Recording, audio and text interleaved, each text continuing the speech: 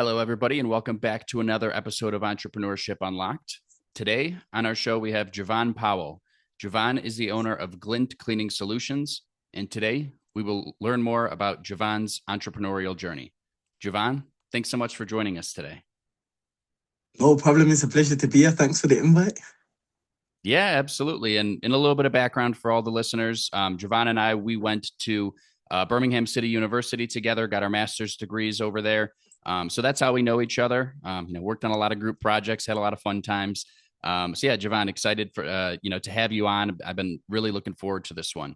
But Jivan, to give people a little bit more background on yourself, for people that don't know you yet, what is Glint Cleaning Solutions? What exactly do you guys do?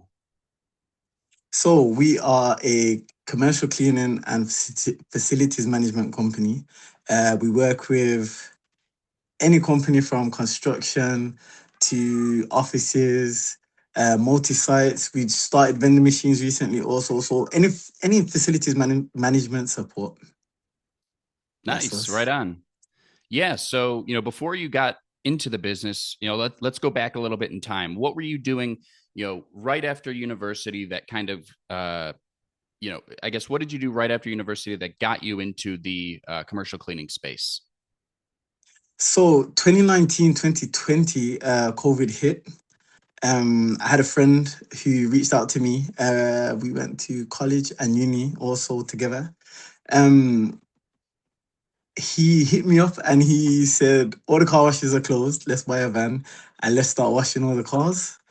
We built quite a good clientele. However, once COVID had finished and all the car washes had started opening back up, we needed to diversify and kind of keep things going. So we had built a clientele with luxury cars, good jobs, good houses, and we eventually started cleaning their houses and their places of work. And I think we secured our first commercial contract in 2021, 2022. And yeah, from there it just spiraled, I guess. Yeah, that's super exciting. Did you know, like, even before college, when you were like a teenager or even a kid, did you know that you'd want to be a business owner someday? Or was it really kind of a product of circumstance? You found yourself in a situation, you saw an opportunity and you took it. I'd say it's a bit of both. I'd say when I first started working, I realized um I started to notice that I think I could do this better. Mm. Um I was never allowed to being so young.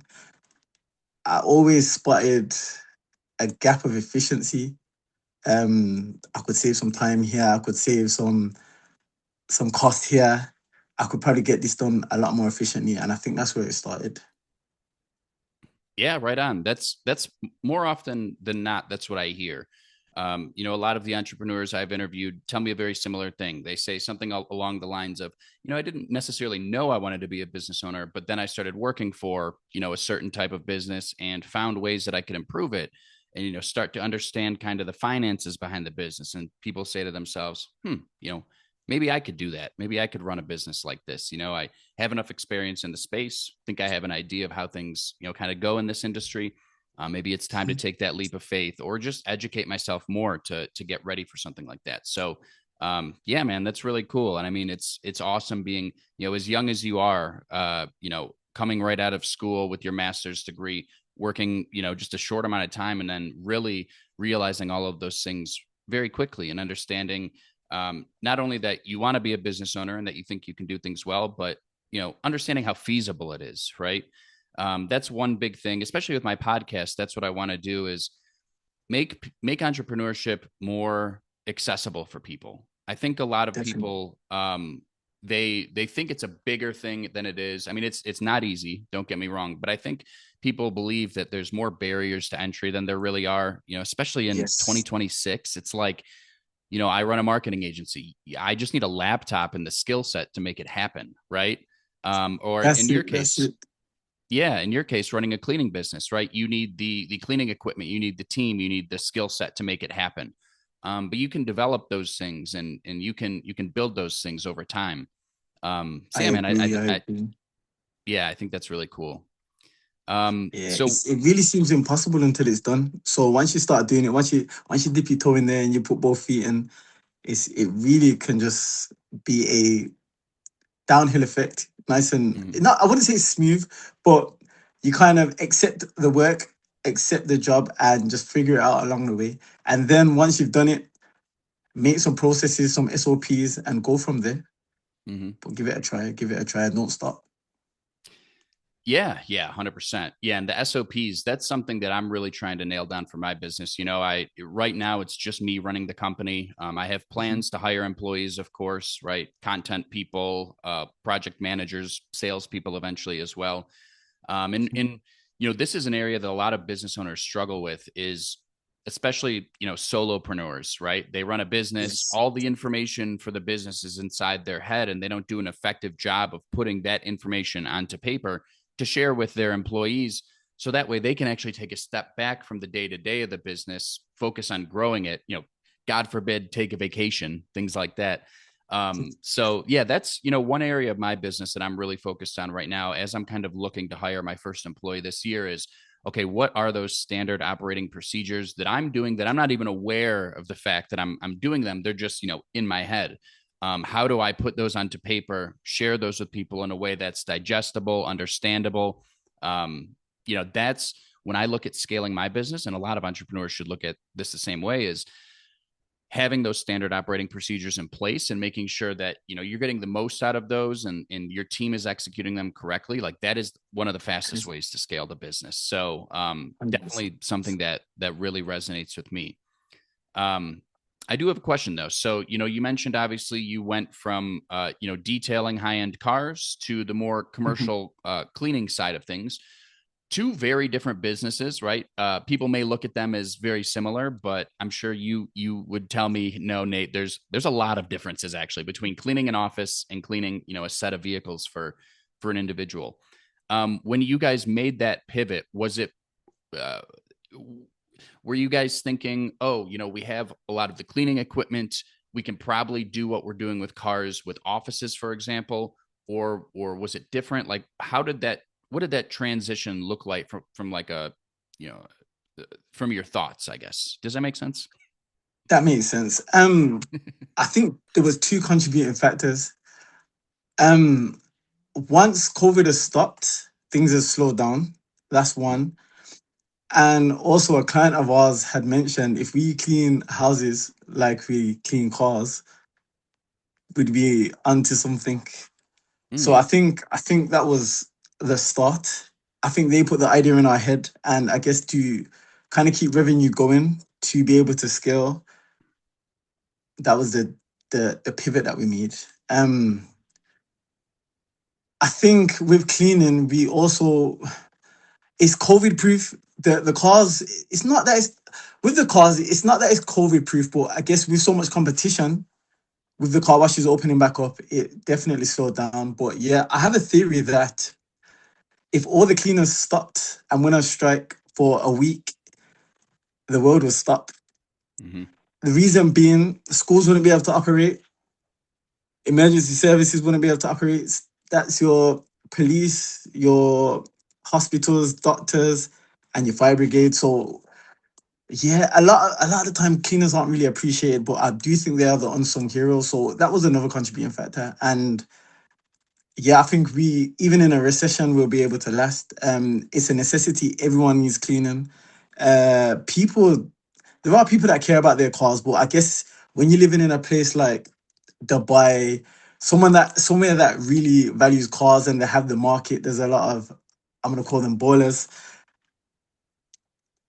There's a lot more revenue going into it. I think here it's a bit different. So yeah. Mm, And the clientele's a bit different. So they with detailing, the standard is spotless. With a lot of the commercial sites, their standard is maintenance. So if someone's used the toilet, we're not expected to be there every time someone goes toilet, but rather in the morning or in the day. So yeah, there are some sites where it's required to be tour ready at all times. There's a few gyms mm, that require to be tour ready at all times. sure. But other than that, it's I think it's that need, the demand, the necessity. People allocate budgets to maintain the cleanliness of their sites, and it hits a bit different.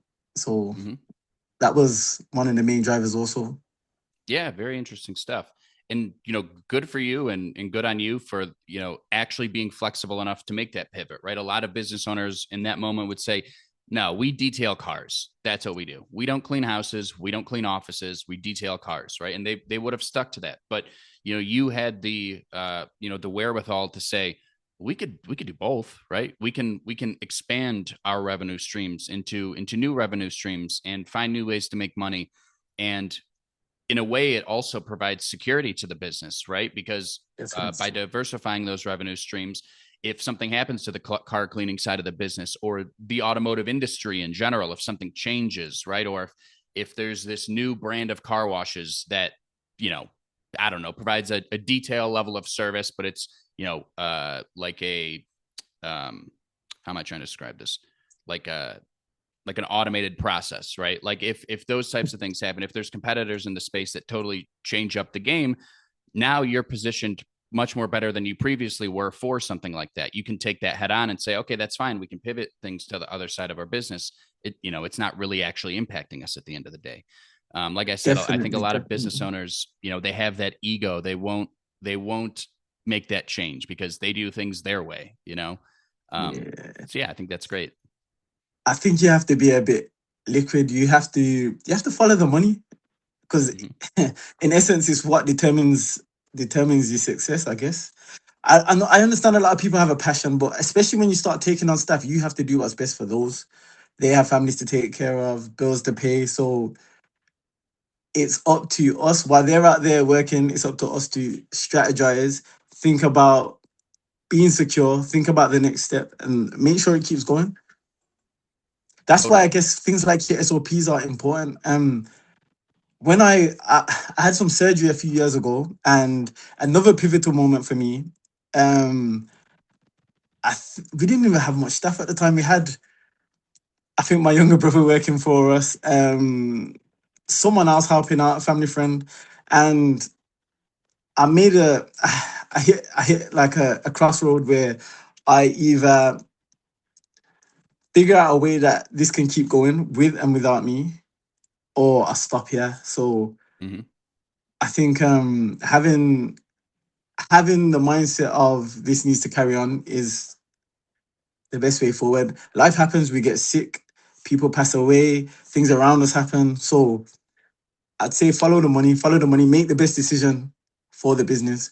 I also used to think that, to be honest with you, from studying, I knew that the more staff you have, the more potential income you have. However, when I was doing the groundwork, I used to think if I do the work, I can keep the money. But after I got sick, I was able to be in so many different places, do so many different jobs all at one time, and big game changer for us. A big game Yeah, changer. right on. So you mentioned, the business getting to a point where you basically said, I'm going to go all in on this, or I need to pull back and maybe change ideas, shift gears. What factors helped lead that decision making process for you to continue with the business and keep pushing? Like what were those things, those voices in your head, um, saying to you when they kind of said to go in that direction? I I spoke to one of my mentors, and he was basically saying that again, it does seem impossible until it's done. There is a way to get the job done and not be there. And if you figure that out, you are also able to strategize and pull some strings. You're able to have the income coming in and find some more income at the same time. And he later on actually added to it by saying to digitalize our processes, making sure I can manage everything from the touch of a button on the phone. So now we have an app. So we revisited it, and the app now allows me to check on all of our multi sites. Mm, I can literally see every site from just one app. I can see that they've been there, what time they got there, um, how long it's taken, the quality of the work, because they have to take pictures. Someone has to sign and get a mm-hmm. signature. So it's just that mindset. And I always think back to that conversation. And when I get stuck again, I'll probably ask him, and he'll probably remind me. And it's always the way. I love that. Yeah, and that's something that, maybe an area of my business that I'm lacking is a really strong mentor. I've had some good mentors over the years, but I wouldn't say that I have someone that I could go to on a regular basis, share, how things have been going, and get advice. Uh, and like I said, that I think that's something that I'm missing at this point. Um, in what ways has your mentor, or if you work with a few different mentors, like how have they positively impacted what you're doing? I think it's good as, as a solo director. It's good to get a few opinions or outside views or understand how they would do things. We aren't reinventing the wheel. The game's already been played, so you can take other people's past experiences. You could take their answers and emulate them. Uh, so yeah, they've already lived their life Mm-hmm. or Yeah. had their own experiences. So they've learned lessons so that I don't have to. So that's how I think they have impacted our journey. I seen a quote saying that an expert is not someone who is perfect, but someone who's made all the mistakes already. Mm. And I think that's how they've positively impacted me, my decision making, and our journey. Nice, man. Yeah, I love that. Like I said, it's definitely an area in my business that I'm lacking, and I would love to find that mentor. I've joined some different business groups here in Denver, Colorado, and things like that. So hoping to find someone that could be a real mentor for me. I mean, I know a lot of other digital marketing agency owners, and work closely with a lot of them, bounce ideas off some of them, but don't know if I would say any of them are necessarily mentors. So yeah, just out of curiosity, that's why I asked that question. It's kind of something that I'm looking for myself. Um, Makes sense. yeah, and I know, previously, Jivan, you'd mentioned, what entrepreneurship really looks like beyond social media, right? As a business owner, I think a lot of people can get caught up in, oh, I make a couple posts on social media. Now I'm a business owner, right? And it's like, okay, well, I mean, that's maybe 1% of all the work. So like, 100%. yeah, I agree. what do you think people are getting wrong in terms of, running a business? They want to use social media. Maybe they place too much importance, place too much of their time into creating social media content, not enough time on running the business. What do you kind of think people get wrong uh, in that area? A lot of, there's this misconception that it is all sunshine and rainbows. That is, it's great. It looks. I think a lot of the time it looks better than it feels. Um, a lot of the time you have to probably get your hands dirty. I think by the time you make a social media post, everything looks clean, effortless. But a lot of work goes into the post. A lot of work goes into making money. A lot of work goes into everything, and a lot of people think it's quick and easy, but it's not. It's not. Mm, So just knowing that you have to work hard, you have to be uncomfortable, you have to learn and keep learning. I think that's the main and major misconceptions for entrepreneurship. Also, you don't have to be the best at everything. You can hire someone that's the best. You can seek information from somewhere else. A lot of people don't they're not open to learn from other people's mistakes. They're not open to listen to the market. A lot of people are following a passion also, but you have to follow the money, the demand, the consumer needs. And yeah. When you mentioned mentors earlier, I think a lot of the time, if we're able to listen to our client or customers, mm, they have all the answers most of the time. If you sit and ask them some questions, they may be willing and open to answer, especially when it affects them. I remember sitting down with one of my clients and asking, what do I do to get more work like this? How do I get mm. more customers and clients like this? So it can be that simple, but it also can be really hard. Sometimes you'll be hurting your brain. But again, we're not reinventing the wheel. I think the answers are already out there. We have things like ChatGPT. Mhm. We have things like Mintal, which is great for data and market research. It's all out there. So yeah, I think sometimes people complicate it. Sometimes people think it's a lot easier than it is. But just understanding it is it's dynamic. It's dynamic and very complex. It's not just straightforward. So yeah. Yeah, right on. So, talking about hiring people again, to revisit that again, something that I'm very focused on right now. What Mhm. was the first role that you hired for, and why was that the first role that you hired for? The first role I hired for was a cleaning operative. The reason being is because I was still doing a lot of the work myself. But in order to strategize, I needed to not physically be doing the work. So that was number Hmm. one. Um, I think I hired about 9 people before I started getting a better hierarchy in place. Hmm. Because you start to find that people themselves are a hard job. They have their own lives and their own things going on. So now they need managing also. Just especially so you're not getting distracted from strategizing and driving the business. I think as a director, your job is to control the direction of the business. Everything that takes you away from it can sometimes be a distraction, but it's also what's bringing in the money. So it's a problem that needs solving. It's something that Hmm. needs seen to. Would you say there are any like mistakes within that first, batch of people that you hired? Was anyone clearly not a fit, or were there just any mistakes that you made during that process that you would say to yourself, looking back, I would have done this differently? I think not having a system in place and a criteria in place for the cleaners was a big mistake. I just wanted the job done, and I think I kind of rushed to get new staff. Mm, So they didn't fit the brand, or their quality and work ethic weren't great. So having a criteria was my first mistake, I'd say. So yeah, we just have to learn from it and have a criteria, have a culture that you envision, and if they fit, they fit. If they don't, they don't. yeah. Yeah. Culture's massive, especially when you're running a business where your employees are going inside of, people's homes or their businesses, Mhm, right? mhm. Having them approach that in a professional way, where they are, kind of like a fly on the wall, right? They're not going to get in the way. They're not going to slow anything down. Definitely. They're going to do a great job. All those types of things.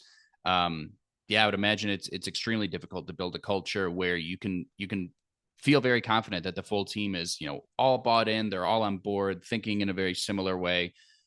Really nailing down those standard operating procedures. Mhm. Yeah, I would imagine that's an extremely it's a tough type of business to build that kind of culture in. Definitely. It can be. It can be. I think we're there. We're there or we're getting there, but we're close. We're close. Nice, man. Yeah. Yeah. So, thinking about your entire entrepreneurial journey, um, is there a moment that you feel like the most proud of, beyond just revenue and growing the company and things like that? Are there any stories or even just a single story of something that you're just like really proud of? There's a few, especially with the younger staff. I think seeing them move into their first place, passing their Mm, driving test. I think this is where the fulfillment is for me. Yes, the aim is to make money, but when you, as a director, seeing people buy the things they need, catering to the lifestyle that they want, I think that's where the fulfillment is for me. So I think the first time was seeing one of the younger staff move out, mm. um, pass their theory test, and now we're just waiting for the driving test. Those kind of things, man, you just see me grinning ear to ear every single time something happens. So I think it's the impact it has on their home life. Like you're actually making a difference. You're doing something. You're paying someone's bills. That's now one of the reasons why we have to make sure this works. We can't stop because, like, some of the staff have family, they have Yeah. kids, and they have homes. So if things aren't going right here, it's gonna affect their home life. So yeah, I say they're the stories that make me smile and bring that fulfillment, and they're also the stories that keep us going. Yeah, man. I love that. Yeah, that reminds me of a story. One of my clients, he runs a construction company here in the United States, and we've been working together for, I want to say, maybe 3, maybe even 4 years at this point. And 2 years ago, we had a call, and he was, it was right before like his busy season started, and he was telling me, Nate, we want to invest a little bit more in our marketing. And he let me know that the year before that, or no, sorry, he let me know that that year he was saying, Nate, this is going to be the year where I can hire my top, employee over a hundred, or pay my top employee over $100,000. Wow. And he's like, well, I've never done that before. I'm really excited to get, someone on my team, paid like that. And then he mentioned, a huge reason for that is because of the work that we've been doing together, right? The SEO work. We've been doing some Google ads as well. And I was just like, damn, like that. Yeah, that's why we do this, This is it. Yeah, This is it. yeah, I it's agree, great. man. Well, that's cool, man. For people that are maybe thinking about starting a service business, um, what areas if they're, just starting out, what areas should they really focus on first to make sure that they have those areas nailed down before they focus on other aspects of the business? I would say have your method statements in place. In the UK here, that's the way of doing things. So you have to have a method statement written down, and that is down to the way you wipe tables, the way you clean windows, the equipment you use. It will it will help build a nice picture of how much you need, what you need, how much time you should spend, the standard at the end of the clean or the project, and it kind of forecasts everything for you. And as well, it's also an SOP. It's a type of SOP here, so everyone needs them, and it tells you what you need to do. It can be replicated, it can be improved, can be added to, and it creates an overall picture. So I would say first have a method statement, and then just go for it. Mm-hmm. Yeah, I love that. Go Yeah, for it. process. Nail down the processes from day one. That way they can be replicated by, people that you hire in the future. And it even just makes your day to day easier. You have your processes, you stick to those, you nail it down, you're doing the work. Yeah, that's great. That's great stuff. So last question for you, Jivan. As you look towards the future with Glint, what are you guys building towards, or what do you want to do with the company beyond what you guys are currently doing? I would like to go international. Mm, I'd also here in the UK like to be one of the flagship facilities management companies. I'm not going to mention the competitors, but there's some major players. I think over time, when we first started, we used to look at certain brands and companies and emulate them and say, this is what we want to look like, this is where we want to be. I think mm-hmm, now we're catching up and it's time to set some new goals, some new targets, and aim a bit higher. So yeah, I'd like to start selling our own products. Still staying very fluid. Who knows what direction the wind will take us. Vending machines is something we never thought we'd do. I think once we hit over 50 sites, our staff are already there. We have a great relationship with the client. What more can we do for you? And that was one of them. So just keeping open minded, definitely. But I definitely want to start selling our own products. I want to be international. There are opportunities in other parts of the world. I spent a bit of time in Dubai recently, and their technological advancements are crazy. So mm. I know there's many places that we can take this. So yeah, I just wanna grow. I wanna scale. I'd probably start the business at a certain point. Um, I don't know. I don't know. Let's see. Yeah, man. Let's Yeah, I see. mean, the sky's the limit. You're, a very talented individual, a very likable guy, someone that, if I was running a facility, I would definitely want to do business with. And, it's been really awesome to see your growth, since I we went to appreciate it, man. university together, and where you are now, everything that happened in the middle. It's, very inspiring. And, for a person that's as good of a person as you, it's well deserved as well. So, Much appreciated, man. cheers. Much appreciated. Yeah, man. Yeah, to continued Likewise. success. Yes, yes. I agree. Yeah, I man. agree. And to see that you're still doing marketing, it's good. I know you have a passion for it. You really understand it. So I'm happy that you're still here, man. I'm happy. I'm happy. Stick at it. You'll get there. And this is really good. I think this is an example of adapting with the times. As podcasts, you back in the US, and I'm able to talk to you, and everyone's able to see and share it with us. So nice, man. I respect it. I respect it. Awesome. Well, Jivan, appreciate you joining us today. This has been a great episode. Where can people reach out to you if they need, your cleaning services or just want to learn more about the company? You can Google us, Glint Cleaning Solutions Limited. You can find us on LinkedIn. I think that's really it. That's it. Sweet, man. Yeah. So, guys, check them out. Yeah. Glint Cleaning Solutions, Glint is how you spell it. Yeah. Jivan, thanks again. And I hope you guys all enjoyed this episode today with Jivan Powell.